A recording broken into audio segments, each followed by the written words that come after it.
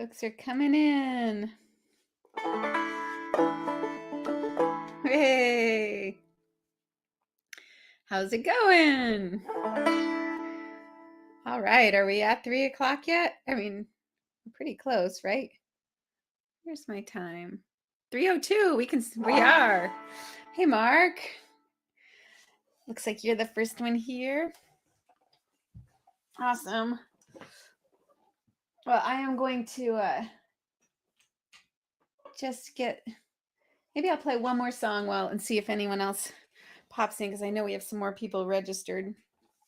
I'll play one more song and then that I'm working on, and then we can start talking about practicing. So we'll all just hang out here with the banjo for a couple more minutes. And then I'll just jump right into it, and anyone who misses it can just watch it on the replay.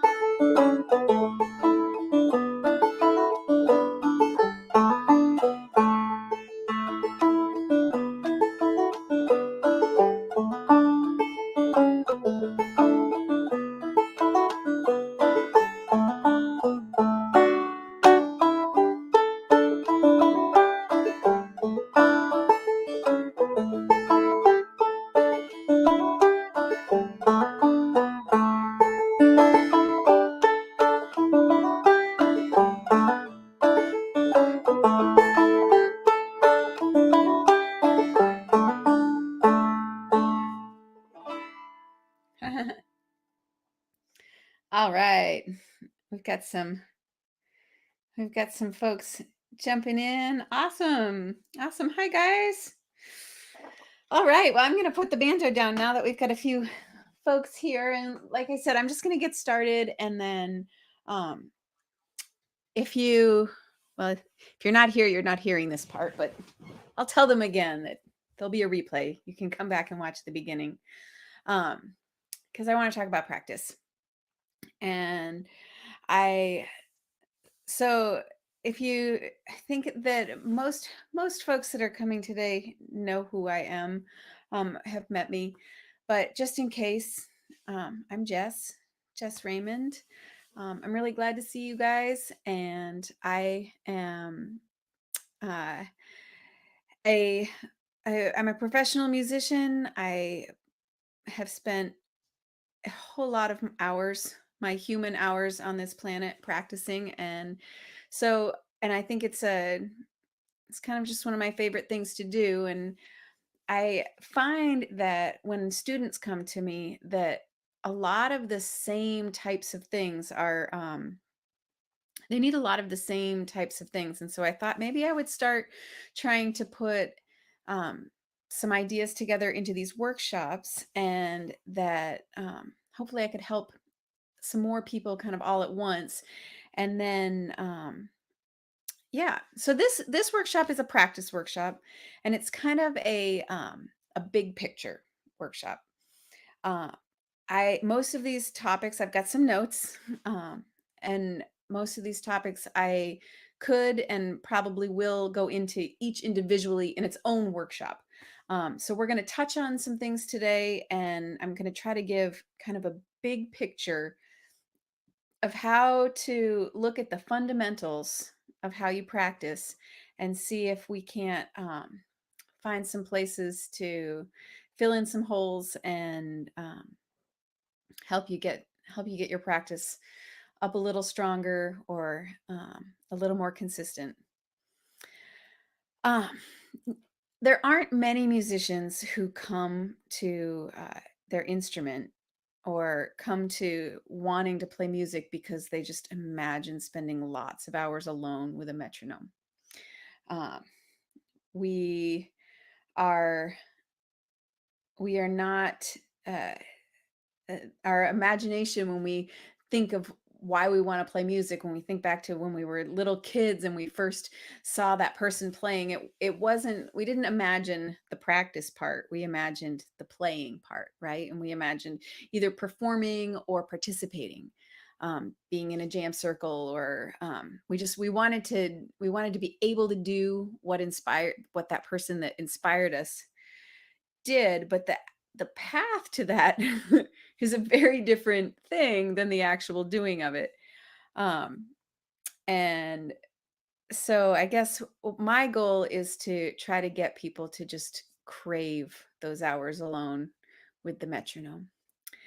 Um, yeah, every major learning jump that I've had, I think of practice as like a it's a lifelong thing. It's not something that can be done quickly. Um, it's a lifelong thing, but anytime that I have made a big jump, because even though you're kind of working on it little by little, there are these kind of elevations, right? Where you over in a shorter period of time kind of make a jump. And for me, whenever that has happened for me, kind of taking the leap from being an intermediate player to an advanced player, what I actually went back and looked at and worked the hardest on during that time are the fundamentals.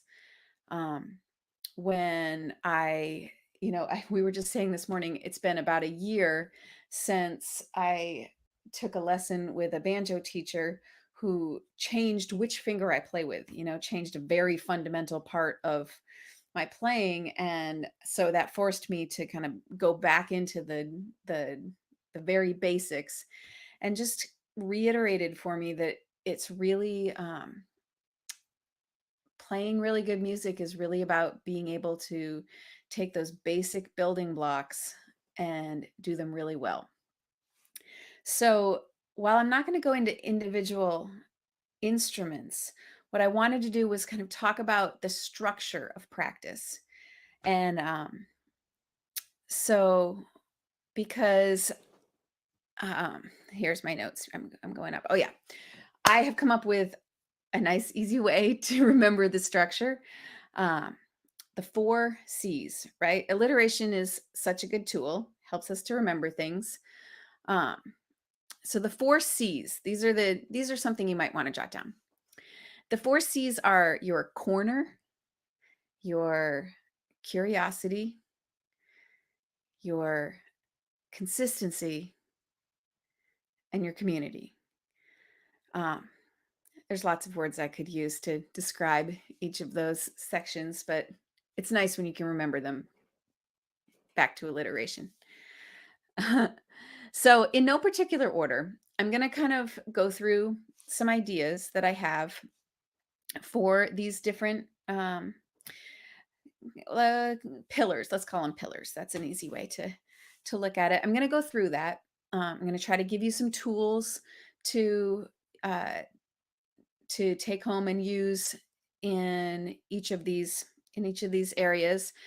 I'm going to go a little deeper into the curiosity area today than the other areas, because um, I feel like the mindset idea is kind of it's one of those ones that you kind of can just flip on and it can make a big difference. So I have a little more to say on that one than some of the others. And then so I'm going to make it through all those, and then I'm going to take questions. Okay. So I'm going to try to kind of like barrel through this little lesson that I've planned out. And then I'm going to open it up for questions and hopefully we'll have some good exchange, and I can meet you right where you're at, and we'll, we'll find, we'll find the learning that we all need to have today. Okay. Um, All right. So let me just check this chat right before I do that. All right, Amy. All right. And I've got Jacob over behind the computer there. He's my dude in a chair, and thanks honey. You're doing a great job. All right, so let's get started on this. So I'm going to start in no particular order. Very little in this world is linear. So I don't want to think of these uh, as in any particular order. And then, of course, there's always lots of things that overlap, and it'll be good to point out, oh, that overlaps into another area. But I'm going to start out with the corner, the idea of your corner. If you are practicing, um, and I think I asked one of the questions uh I in the chat or in the questions, maybe think about where letting me know where you are with practice right now. Like let's take just a second to think about that. Like, are you someone who has practiced a long time, it's really established and you just want to up level it? Are you someone who has played off and on, but you haven't been able to establish real consistency and you're kind of trying to come back to it and bring it back again? Um, are you a total beginner? Are you like going from none to fun right now? Um, so yeah, so just let me know in the chat or in the questions box where you are in your practice. And I think that these concepts could definitely apply to other things that you can practice besides just music. But I'm going to focus in on music and let you connect the metaphors there. So with that being said, the corner, your corner. One of the things that I think is really important to establishing a good practice, and this is especially important if you are really trying to establish a habit that does not exist in your life right now. Um, Set up your space. So, what that means for me um, are you want to make sure that your tools are all easy to find and accessible, and that your instrument has a place to live, and that you have a place to go and practice that you don't have to set up every time you want to practice. Um, anytime there's just a little, anytime there's a little barrier, either in our mind or in our physical space, to the thing we want to do, it's then it's actually two steps to get to the practicing. And so, what I want you to do is eliminate the barrier of any kind of setup. I want there to be a place that you can go to do your practice. And it can be as simple as a chair with a music stand in a corner of your house. If possible, if it can be private so that you can feel, so you can just feel safe making whatever kinds of sounds you want. We want to create a space where you can be playful and goofy and really unself-conscious. So I want you to think about that. If that's something that you have, then awesome. Um, Maybe think about if there's any way you can make it even more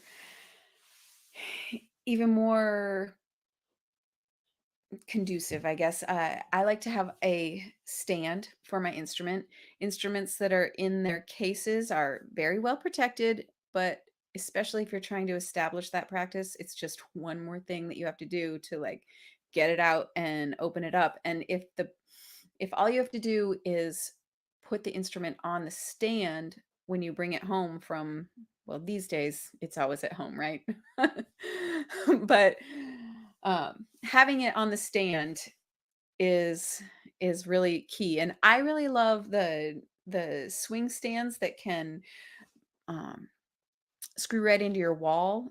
Those are a really great way to hold on to stringed instruments. Anyhow, the swing stands, and I actually just got one for a trumpet, so I have my trumpet out to practice again.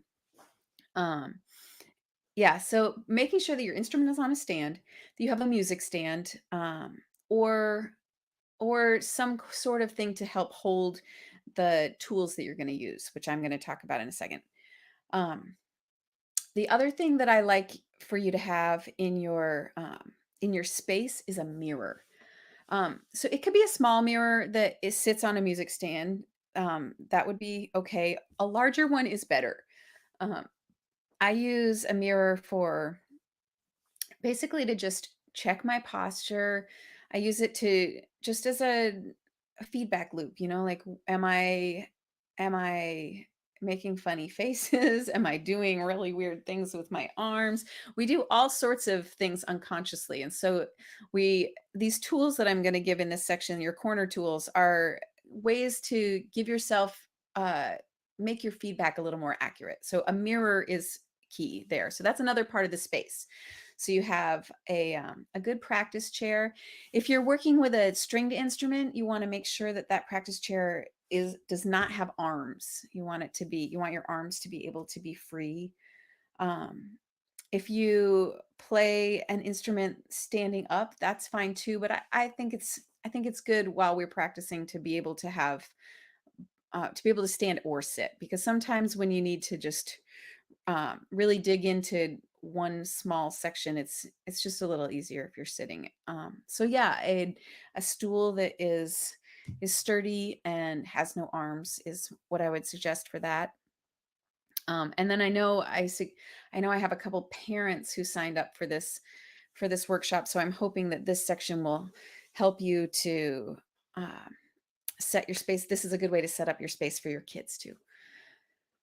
Um, the next tool, oh, so these tools, I call these tools your best friends. So the mirror, definitely a best friend. Um, Another feedback tool in that is some way to record yourself. Uh, the We all carry around these days these fancy little computers right in our pockets, and that's a really great tool. There's a recording app built into most phones. If yours doesn't have a built-in one, you can probably find one on the App Store. If you don't carry a smartphone, um, then you're going to want to look at other options. Like there, I think Zoom makes a recorder. You can usually find these things on eBay.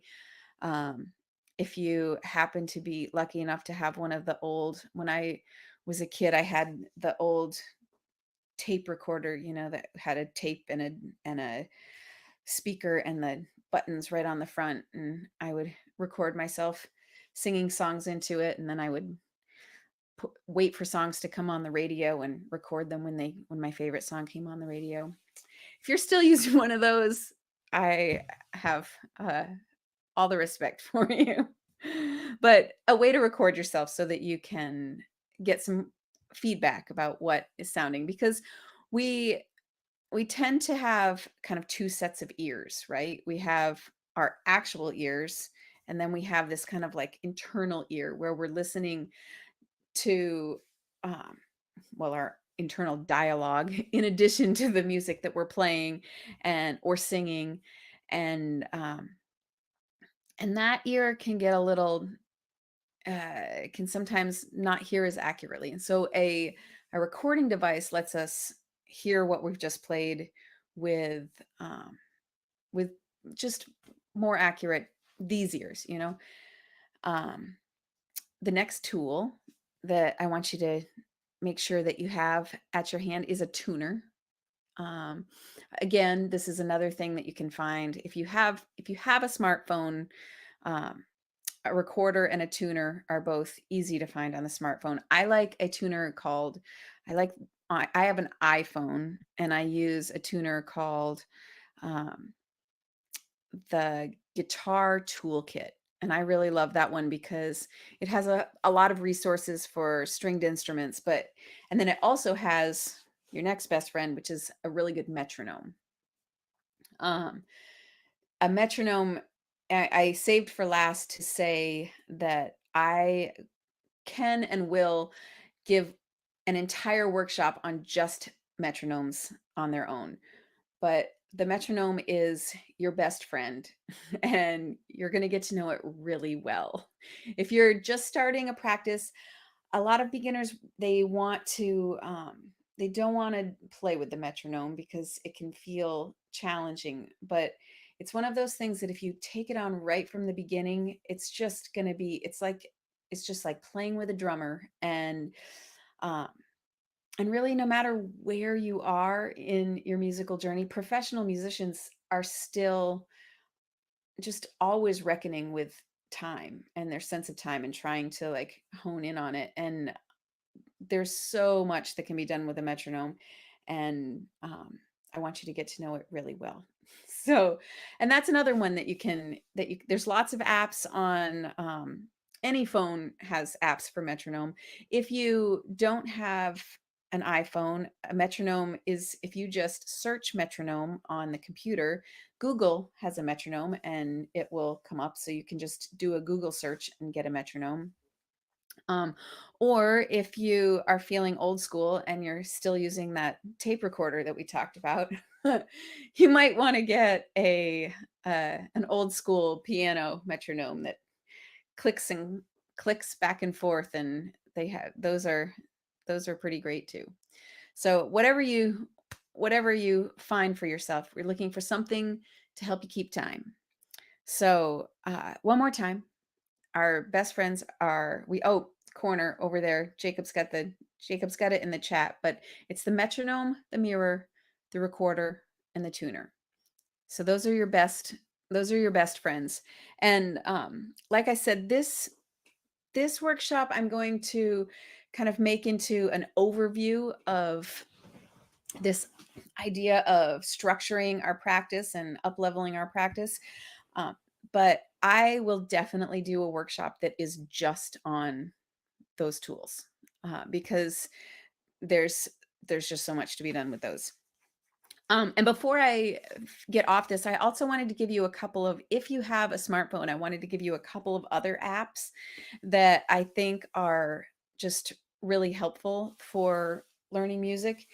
Um, One is called The Amazing Slow Downer. Um, this is on, I'm pretty sure that this is on both Android and um, iPhones. And also you can get a computer version of this app.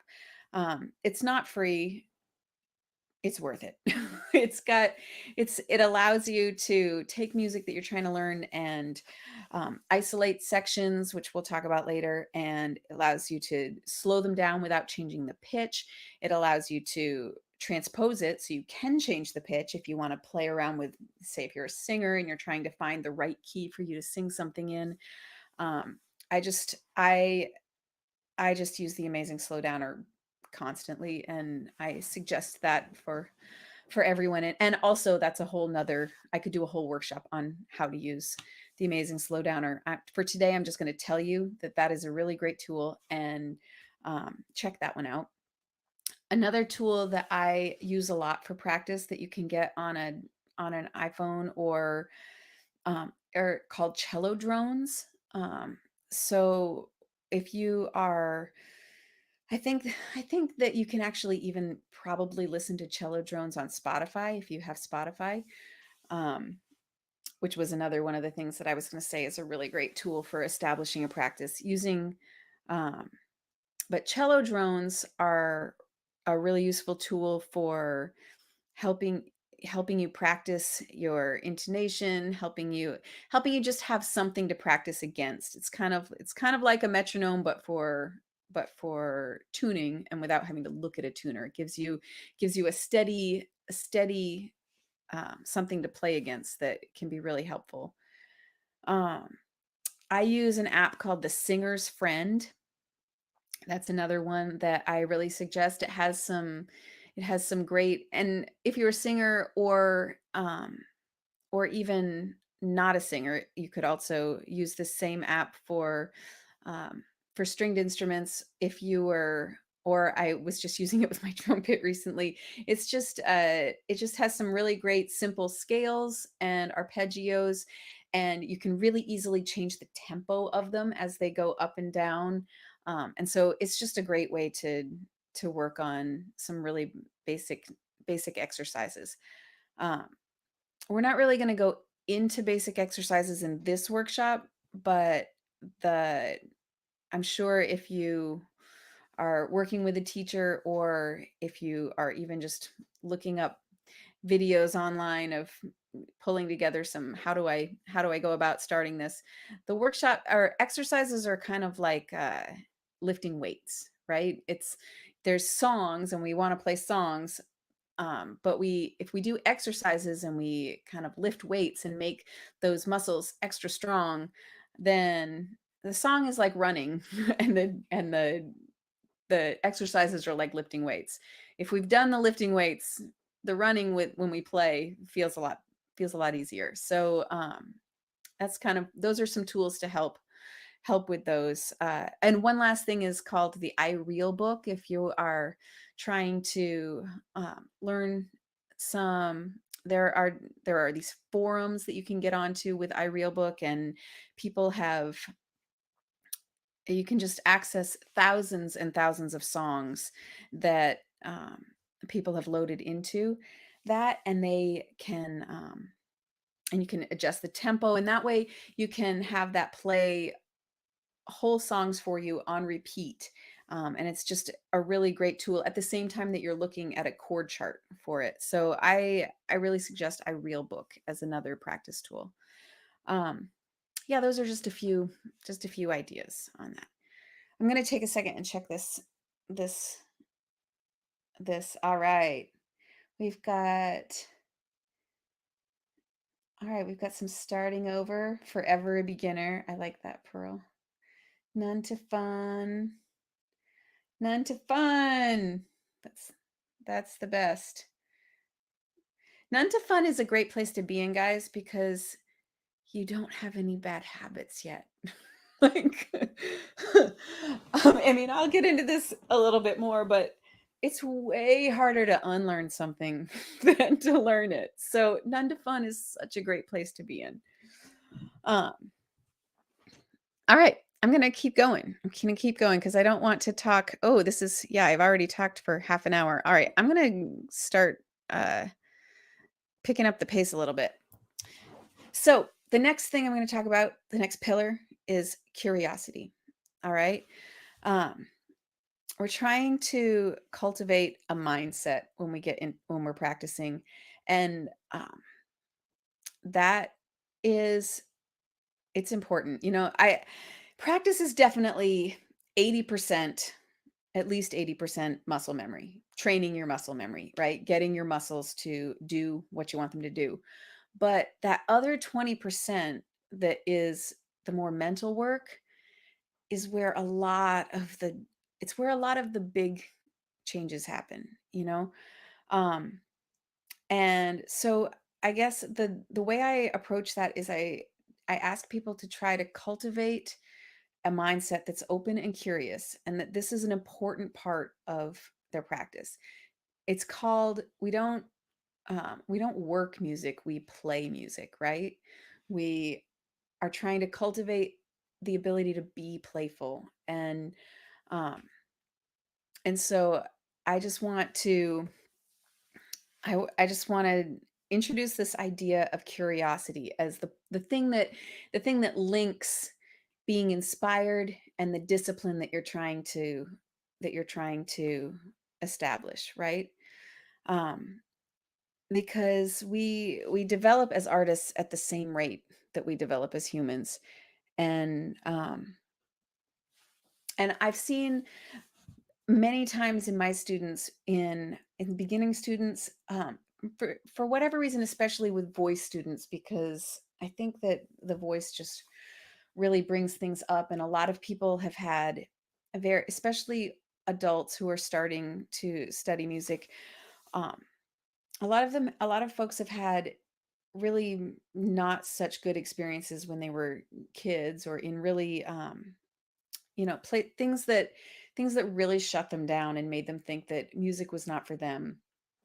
And when they come to it as an adult and they start digging into that, it can really bring up some really deep stuff. And so my answer to that is to really try to just approach it with curiosity. When um when you are there's no quick fix, you know. So we're in this for the long haul. When we show up, we want to show up curious. Um so I'm going to come back to that. I have actually a lot to say on that, but I'm going to come back to it because to complement the curiosity, the thing that we need to develop is consistency. And this is often people's first hurdle, especially the non-defunners, because it's not currently a part of your day-to-day, right? But even if it is part of your day-to-day, I think we all know what it's like to want it to be more consistent, or you want to try to um, have it do more for you. So my answer to consistency is to try to make building the habits your first goal. Uh, like building the habit of practice is just as important as building as any musical goal that you might want to accomplish, right? So ways that you can think about that are you can leave yourself wanting more. So one one exercise that I sometimes give to people is you've set up your space and you're going to try to practice there this week. And so what I want you to do is go sit down in your space, pick up your instrument, take a nice deep breath, hold it, and just remember while you're sitting there why you want to play your instrument. Why do you want to play this? And for, maybe for, and you can give yourself however many days you want to do. Um, but the purpose of this exercise is to build the habit of going to the spot, sitting down and picking up the instrument. Like that's the actual habit that you're trying to you're trying to you're trying to get to. And so you have succeeded if you just did that. We don't need to you don't need to play anything. You just need to come to your instrument every day. If you want to come back to your instrument and you find yourself being like, "Oh, I'm getting too busy. There's too much on my plate." Maybe this week is just a I just hold my instrument every day kind of week. Cuz the idea is you make the goal so stupid small that um that you can't refuse it, like you want to make it so that it's just so easy to do the thing that you are wanting to do. Um, so holding your instrument, if that seems like you're past that, you're working on a little higher level, then maybe leaving yourself wanting more is coming, holding your instrument, getting yourself into the mindset, working on one thing, making a decision and working on one musical goal and then putting it back down. Um, this is just a way to revive the sense of I'm coming to it regularly. And the reason we want that consistency is because our brains actually really learn so much better in small chunks over time. Um, there is a lot of, so one way to think about it is there is a substance in our brains. It's called myelin, and it's a it's a matter that gets wrapped around neural connections as we learn new things, right?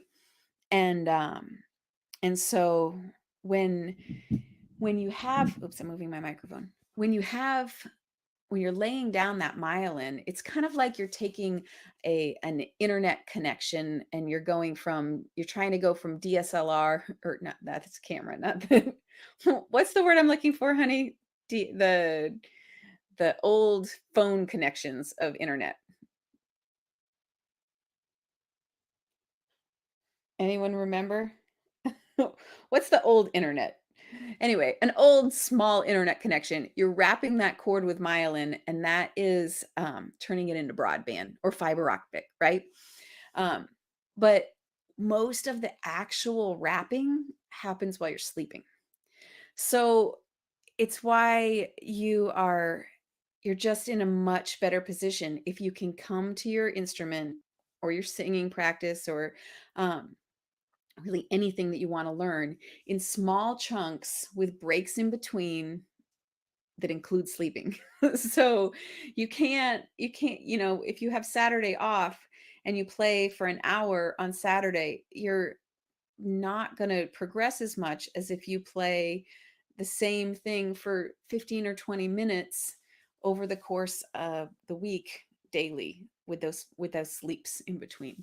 Um, so that's one so that's one way that I like to try to help tell people to try to build consistency is to make sure that if they're having a hard time getting that consistency, to make smaller chunks of time and to cut them purposely short for a while so that you force yourself to just want more time with your instrument, right?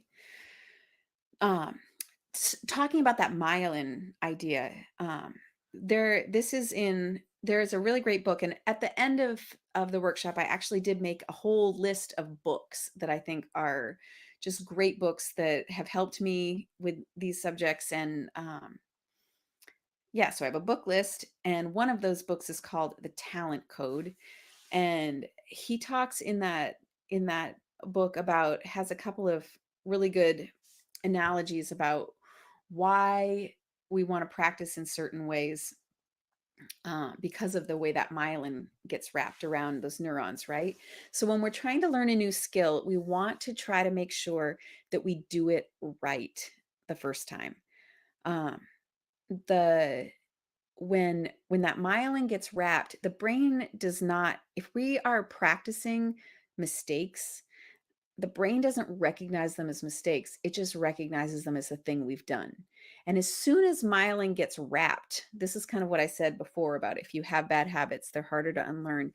As soon as that myelin gets wrapped around a a a, a way of doing something, you learn a melody wrong, and you always will go back to that, because even as you try to learn a new way, instead of the neurons just firing along a path that has been laid out for them, they're firing along, and then every time they get to that one spot, there is a break in the path, and your brain has to make a decision about which side of that path it's going to go down. And so what we want to try to do is avoid crossroads. We want to try to practice in a way that lays down what we're trying to practice, um, the way we want it to be the first time. And I'm going to get into some ways. I'm going to get into some ways to do that. Um, we so we talked about habit stacking. One last thing on consistency. So we talked about making really small goals, leave ourselves wanting more. And another way to add a new habit or to revive a habit is this idea of habit stacking. So that if there are other habits that you already have, habit stacking means that instead of trying to just stick a new habit somewhere random, that you purposely attach it to the other habit so that it has an anchor already in your life. So one example of that would be are trying to if you're trying to meditate, maybe you do it right after you brush your teeth, because it's something that's already happening for you. So if you're trying to play music and you having it happen in connection with another habit that you already have going is a really good tool for that. Um, so I know for me that has meant I like it with exercise. That's kind of my double stack is that when I go for a nice little jog or something like a jog or a walk or do a dance video, whatever I've done to for that part of my self-care, I try to make the next thing I do some sort of musical practice. And connecting those two things together helps me be a lot more consistent with it. Um, yeah. So I want to just say, let me just see, are there any laundry, right?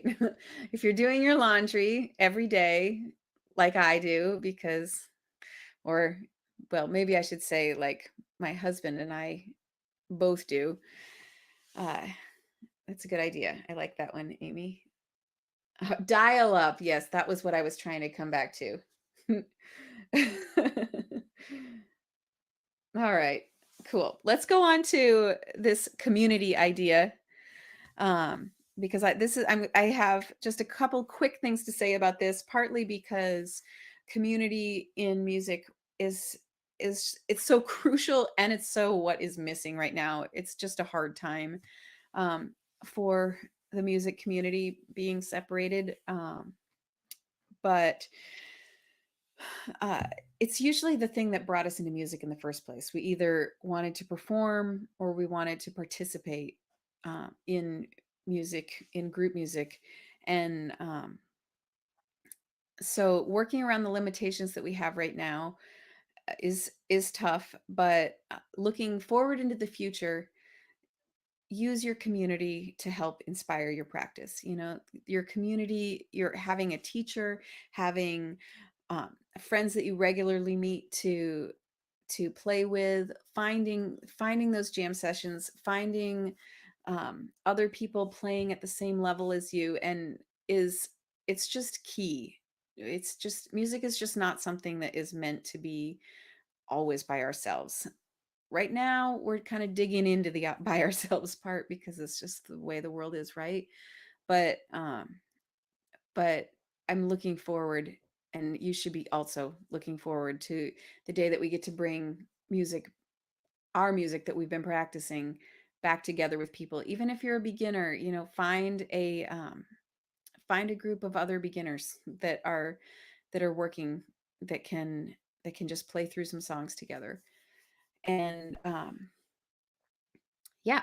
Oh, and then check out our if you haven't already, I have a project going that's called Here in the Valley, and we are trying to create some digital connections.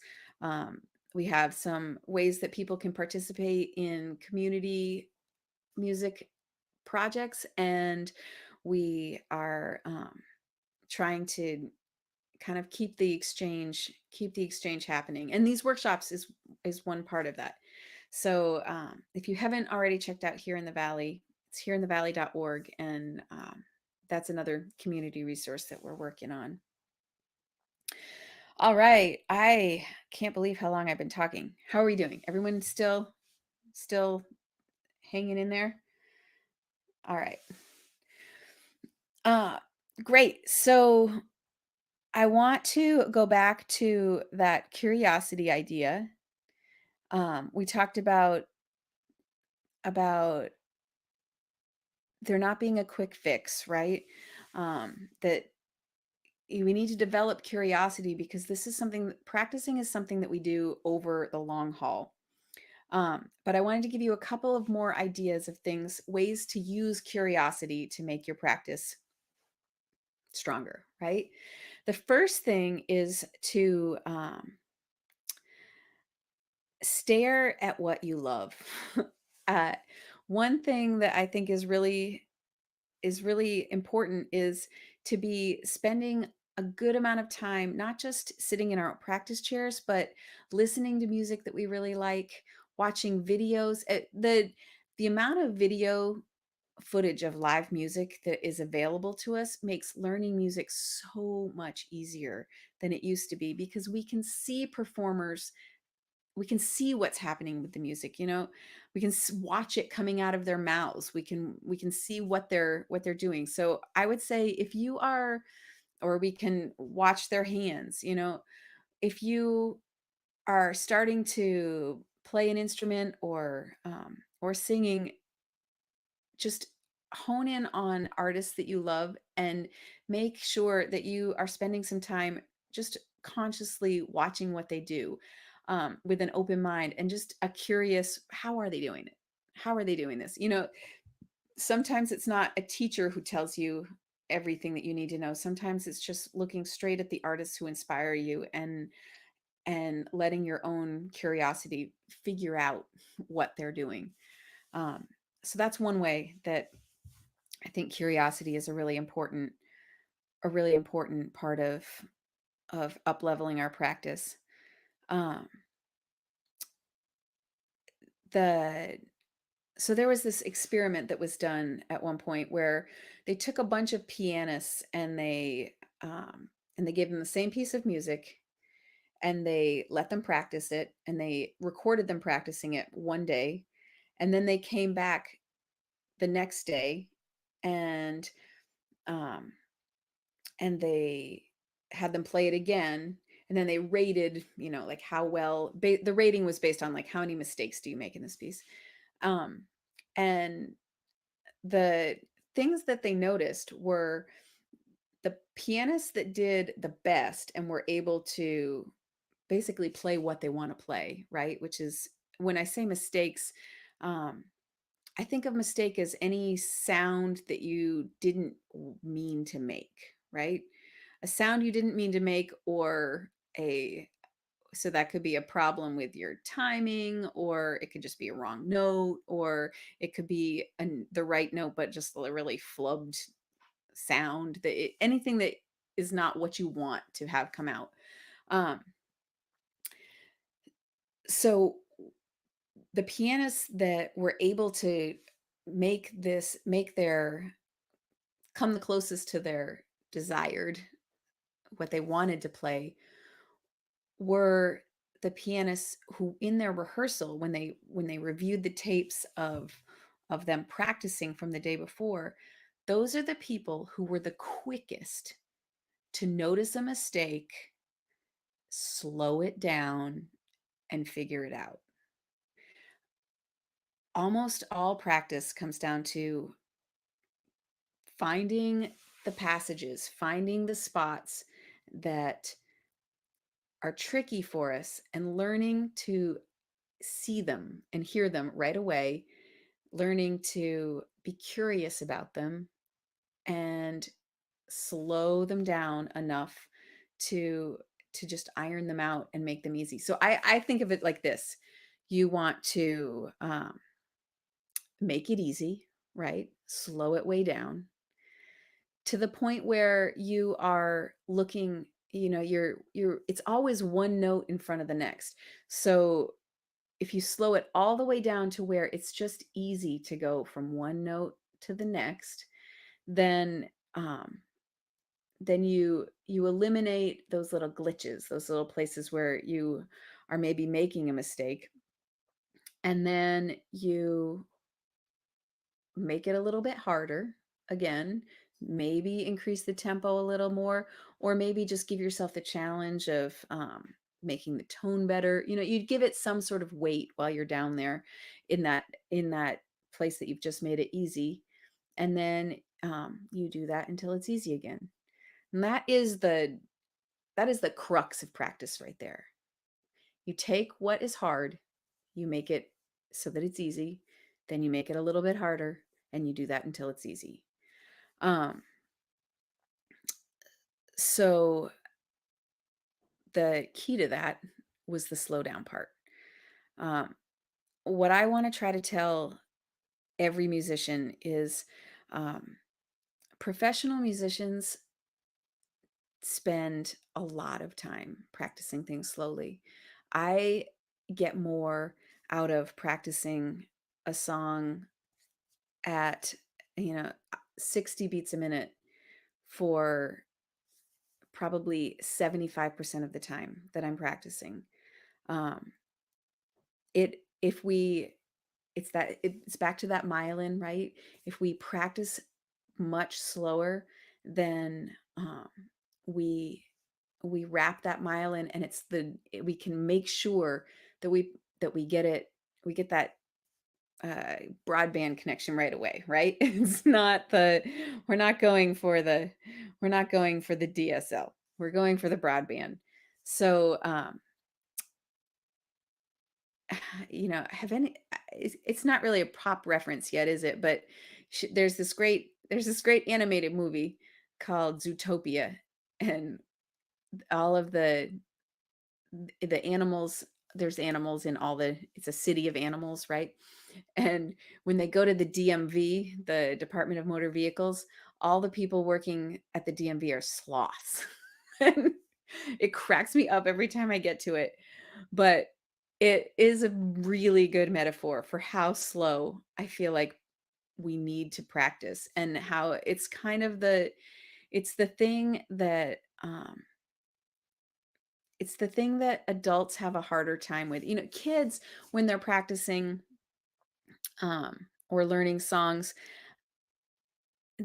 they're easily fascinated by the simple things. And adults, we have more advanced ears. We've heard more exciting music. We want to be able to play that music. We want to be able to play at the same speed as everyone else.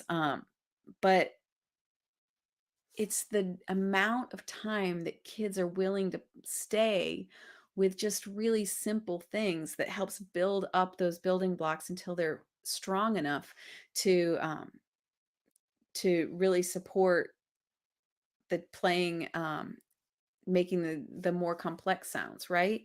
So if I can give you one thing that to really remember out of this idea of being curious, it's slow your practice down and find a way to be fascinated with what you can do at very slow tempos.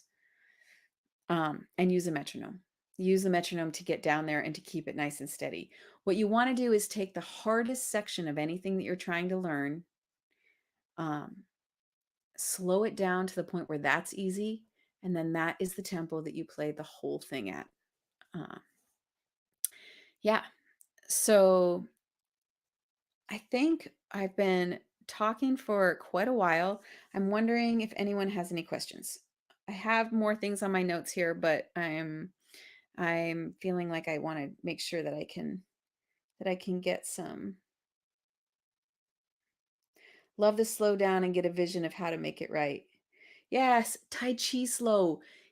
That's totally it. Tai Chi, or another metaphor that I've been thinking about lately is, how you have a picture in Photoshop and you zoom way in on it, you get to the point where you can see all the pixels and you can see kind of what it's made up of.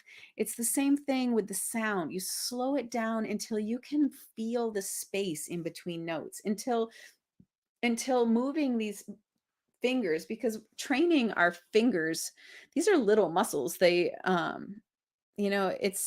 It's a lot of work for them to have to move around on a trumpet or on a guitar neck, and or these little muscles in our throat that we're working on for singing. We we want to slow down to the point where those little muscles are not taxed at all, to go 1, 2, 1, 2, and then we can see the space in between what we're working on, and make sure we build up from there. But uh, more practice, more slow is what I would tell the entire world of music. Um, it it really opens things up. And um, I had a teacher one time say something about how they did some sort of study about how 60 beats a minute also kind of resonates with a lot of heartbeats, at a lot of resting heartbeats. Um, and so it's kind of a good it's a good tempo to try to get into a nice relaxed state with playing because it there's some resonancy there. That's what another great guitar player told me once. I'm not sure if it's true. I haven't fact checked him, but I like the sentiment. All right. So, do we have any questions here? Has anyone does anyone have anything? So, and by questions, it can be about something that I've said, or it can just be a question that you brought with you. Um, Kind of just where are you? How does this kind of stuff sit with you? Is I want to know where people are at so I can try to direct these ideas of structuring practice. Um, yeah. Notes, chords, reading music. Oh, great. Should I break it down to separate lessons? So this kind of comes into like, what do I practice, right? Um, so here's what I think how I break that down. There, I always think of practice as something that I'm learning that's learning something new, learning a new song, right? Um, then I think of there's taking something that I've already kind of learned, but I'm trying to go deeper with it. Um, there's maintaining, maintaining what we know, and then there's technique, which are kind of like the hard skills of playing or singing, and then there's uh, creativity and musicianship, right? So I kind of always start with, for me, I always start, it starts with a song, because while I want to, while I'm working on, Mark, what instrument are you playing? Are you playing guitar? I'm gonna guess that's what it is, but uke. Okay. Um, so I tend to start with a song that I'm trying to learn because from learning a song, you can you can kind of extrapolate all those other things. So I would I would think about the songs that you are that you're working on, and uh and think about how you're learning it. Are you learning it by ear? Are you learning it because from a book? Um, and if one or the other, I would make sure that you have ways to access the other. Like if you are learning a song out of a book, then I would also spend some time listening to that song until you feel like you are getting it in your ear, and trying to also see if you can find that song on the instrument um, by ear, right? So I feel like you kind of need both of those things. And then when you are when you're going, so I don't think of, I don't know, I don't think of reading music as a lesson that I think of reading music as just kind of a tool to help me get to the music, right? It's not something that I want to really spend too much time working on. But if it's a totally new skill for you, then having a song that you are working on will give you, you can work on your reading music through that song, right? You can also be working on the chords to that song. You can be working on the melody to that song. You can be and by working on each of those things, and I would say yes, at first that might be a different thing. They might be different, like you might be able to take one song and spend what we can all take any song and just keep making it deeper, right? So the first your first the first thing you need to do is learn the song. So a combination of listening to the song, listening to lots of different sources of the song if possible, and then and then reading, finding the music or the tablature. Tablature can be really helpful. Um, and I could do a whole workshop on how to use tablature at some point maybe, but there are some resources out there for that. So I would say it's not so much about saying I'm going to work on just this one element. It's kind of like we're always working on learning the piece and then taking the piece deeper, right? And then maintaining it. So if you start with a song, at first you might just be familiarizing yourself with it and then maybe attempting to learn the chord progression. Um, and then once you have learned the chord progression, maybe then you're attempting to learn the melody, but then you're also attempting to maybe play the chord progression with less tension or with better time to the metronome, or maybe a little closer to up to speed. You know, like you can break, you can you can use that song to give yourself technical goals. Does that make sense? Um, yeah. Okay. Let me know if that's helpful. I can try again. Let's see. I see a yes from Amy. What's that, Amy? You are okay. Okay, good. I'm glad that's helpful. Okay. So I start my practice 5 days a week with a small riff or finger exercises and then go on from there. Oh, great. So yeah, you know, that kind of talks about um almost like that little habit stacking thing that we were talking about. If you can have a way that your practice starts, that's a really good point. Thanks, Haas.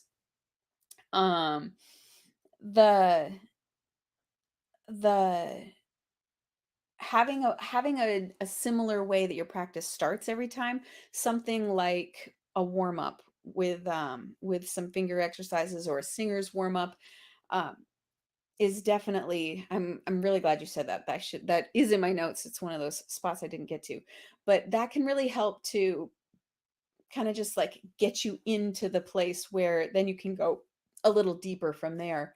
Um, and it's kind of like, if you've ever seen um, a basketball player shoot a free throw, they tend to have little routines that happen. You know, they bounce 3 times, spin once, bounce once, go, right?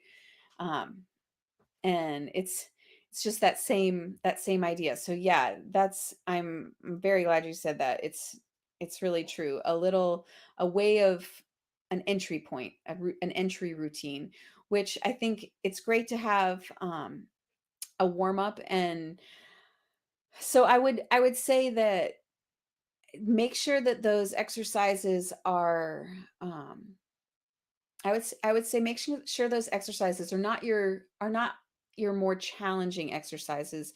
Um, make sure there's something that really does actually warm up your muscles, right? And you can use that time as with a nice slow metronome as time to like kind of sink into that curious state of mind that I was talking about. Like, if you're already practicing 5 days a week and you've got that entry point, I would say the next thing to do is ask yourself, like, how can I bring even more curiosity to what I'm practicing? Because it's really your own curiosity that is going to find the path to the next place for you, right? So, yeah, so make sure that entry exercise is something that's really designed to warm you up and just like kind of drop you into your zone. Yeah. All right. Well, we are coming up on 4 o'clock, so I'm probably gonna, if no one else has any more questions, I have, Jacob put the link up there. All these notes that I have made before this workshop, I have a document, and you can get that document. There's also a pretty great um, book list in there that I made up of, um, I don't know, 15 or so books on practice and habit and mindset. And yeah, so I guess I just want to leave you with, I if there's something in you that wants to learn and knows that practicing more or practicing better is the way to do it, I just want you to spend a little bit of time knowing that the thing you want, being able to play on that next level, or being able to feel more confident when you're playing with other people, or whatever that kind of heart reason is that is wanting that is bringing you to the idea that I want my practice to go deeper. um that, yeah, that it's really possible, that you are worthy of that thing, that the path practice is accessible to you, and it's a combination of working with our mindset and training our muscles, and those are both really accessible things. And so I just want more people to know that the path to what they're after is practice and not talent, right? Because practice is something that you can control. And uh, thank you so much for coming and being with me as I try out this idea of talking into a camera, which is weirdly challenging. Um, yeah, thank you for being with me and doing that. I hope that there was something helpful for you in here. And mindset and muscles. Yeah, we'll make a poster of that, Mark. And Jacob is telling me he wants a little music. So I'm going to play one song to play you guys out. Thank you so much for coming. Please feel free to, if you come up with questions, email me, or and Jacob can put the email in there. And also, I am going to keep trying to, this was my first attempt at this workshop. I am going to attempt to keep refining it. And if you came today, I'm going to make sure that you always have a registration to this workshop in the future, or any updates that I make that are video. I'll try to keep you updated on that. So I have your email address from the registration, and I will try to keep you updated on how this progresses. Okay. And yeah, thanks, you guys. Here, I'm going to play you a song, and then I hope that you go practice. All right.